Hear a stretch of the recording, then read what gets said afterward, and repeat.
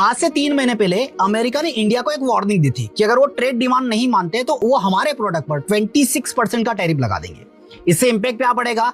इससे सीधी सीधी बात है कि हमारा माल जो यूएस में एक्सपोर्ट होता है उसके प्राइसेस इंक्रीज हो जाएंगे, वहां की डोमेस्टिक प्राइस इंक्रीज होगी, हमारे प्रोडक्ट की डिमांड घट जाएगी। इससे इंडियन एक्सपोर्टर को नुकसान होगा, इंडियन इकोनॉमी को इंपैक्ट पड़ेगा और कहीं ना कहीं मार्केट में भी ये सारी चीजों को देखकर एक पैनिक सेलिंग आ सकती है। दूसरी चीज, अमेरिका चाहता है कि वो इंडिया के अंदर उसके डेयरी प्रोडक्ट ओपन करे।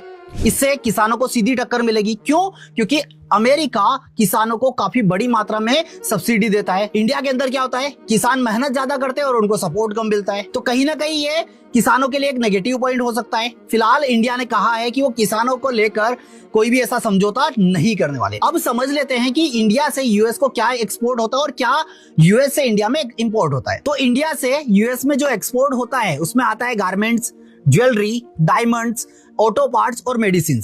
और अमेरिका से जो इंडिया में आता है वो आते हैं एप्पल, फ्रूट्स, दूध, cheese, dairy product, genetically modified soybean, मक्का और इलेक्ट्रॉनिक्स।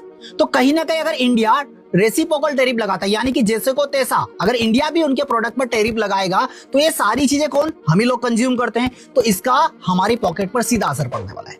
फिर आपकी क्या राय है इस पर, वो मुझे जरूर बताइएगा और इस रील को ज्यादा से ज्यादा शेयर करिएगा। क्यों शेयर करना है? क्योंकि कहीं ना कहीं इंडियन स्टॉक मार्केट या निफ्टी पर इसका बहुत ज्यादा असर पड़ने वाला है।